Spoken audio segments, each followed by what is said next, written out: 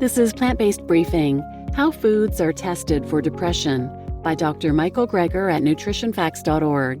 And I'm Marian Erickson, host of this curated content plant-based podcast, where I narrate a variety of articles on plant-based, compassionate, and eco-friendly living with permission in about 10 minutes or less every weekday.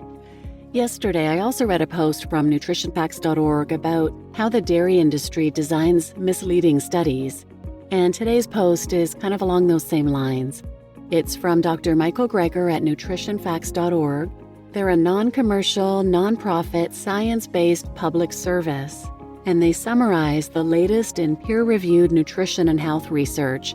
There are no corporate sponsorships, no personal vested interests. They share the truth about all these studies because there's a lot of confusing and conflicting nutritional advice out there, and it's usually presented by people with a financial interest. So now let's get to today's plant-based briefing. How Foods Are Tested for Depression by Dr. Michael Greger at nutritionfacts.org. What is the science behind the marketing of foods for antidepressant effects? If you go online, you can see claims about coconut water being beneficial for depression, and studies are even cited. You can see it yourself in black and white. Quote, young coconut water ameliorates depression, unquote. As shown at 16 seconds in my video, Coconut Water and Depression, linked here. Did they just make that up? No, if you click on the related link, there it is in PubMed, just like they said. And for a limited time offer of just $39.95, the publisher will let you read the study, but why waste your time? It says it right there in the title, Young Coconut Water Ameliorates Depression. Might as well spend that $40 buying some coconut water to boost your mood.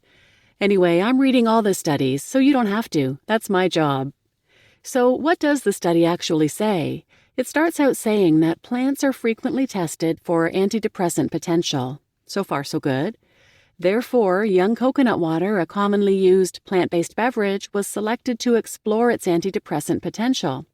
Okay, still with you. So, rodents were selected for this study and forced swim test was conducted to explore antidepressant activity. What? The forced swim test is one of the most widely used tests to explore antidepressant activity. A transparent cylinder is filled with water to a level over a mouse's head, so they're forced to swim. Then you drop a mouse into the water and see how long they struggle to keep from drowning before they simply give up and float to the top. Lo and behold, if you feed them some coconut water first, they hold out a bit longer before giving up. Quote, demonstrating antidepressant activity, unquote. Therefore, quote, findings from this study can be taken as a lead to use young coconut water in depressive disorders, unquote, in people. What? It depresses me to even read such wasted research opportunities. Where did they even get this idea? It was invented by a group of French scientists in the 70s to model, quote-unquote, behavioral despair. That reminds me of the Harlow-experiments, which involved vertical chamber confinement that he called the pit of despair. It was essentially a metal contraption with sloped sides, as you can see at 2:15 in my video, linked here. If you lock a baby monkey inside it for 45 days, you can produce, quote, profound and persistent behavioral abnormalities of a depressive nature in monkey subjects, unquote. They end up curled up in the fetal position, hugging themselves. After 10 weeks alone in the chamber, they exhibit behaviors like the quote-unquote contact cling, where they just come together and hug each other for long periods of time. Quote, it is not yet clear why confinement in the vertical chamber is apparently so effective in producing abnormal behavior, but studies are now underway, unquote. So don't you worry, I'll spare you the similar research that's been conducted on puppies. I can see why you'd want to test out new antidepressant drugs, but if you want to figure out if pomegranates have antidepressant effects, why not just feed people some pomegranates, rather than throwing some mice into the deep end in a forced swimming test?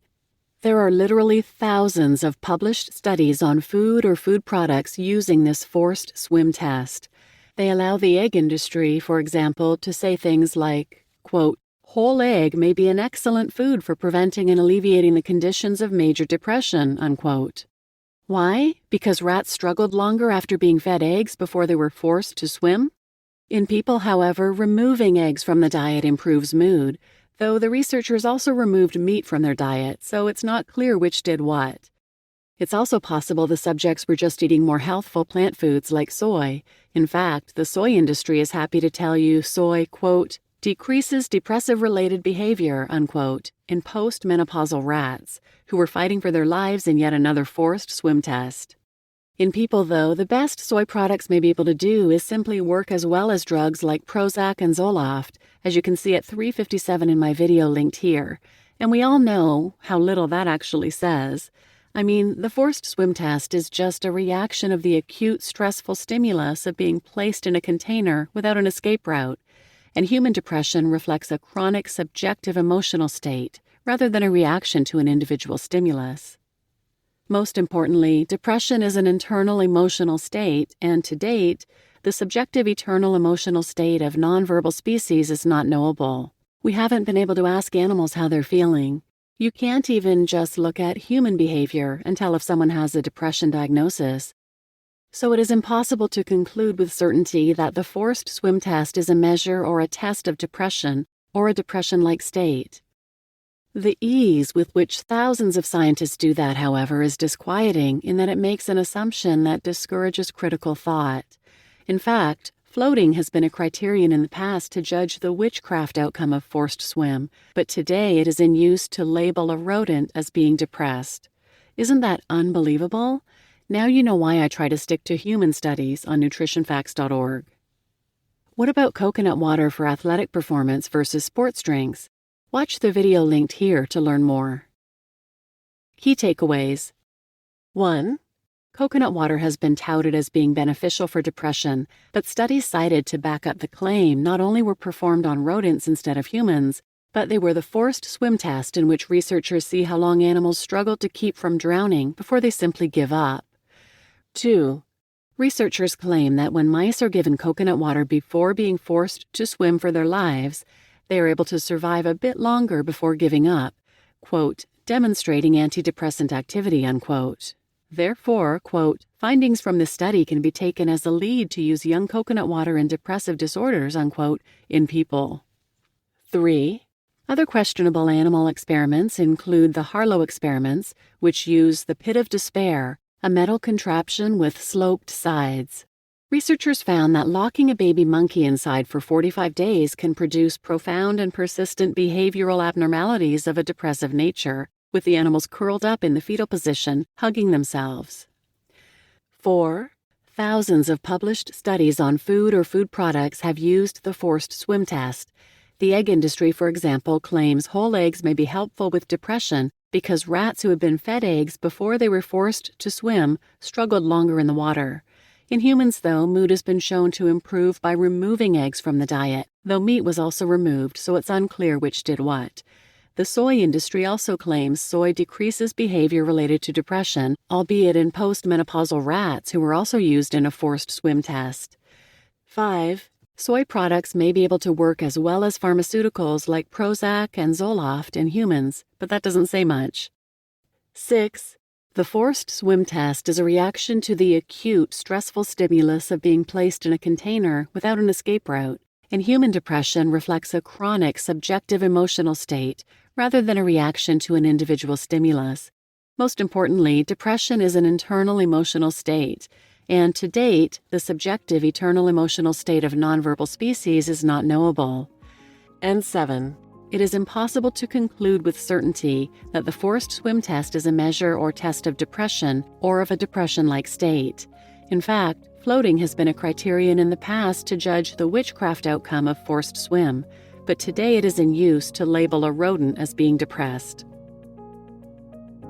You just listened to How Foods Are Tested for Depression by Dr. Michael Greger at nutritionfacts.org, and I'm Marian Erickson, your host, and this is the Plant-Based Briefing podcast.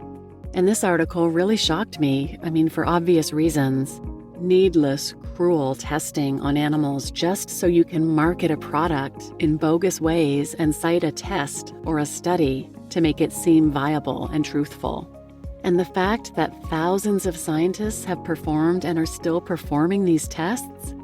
How do they sleep at night? I'd recommend a short 16-minute documentary called Test Subjects on that exact topic. You can find it at testsubjectsfilm.com, and I'll put a link in the show notes.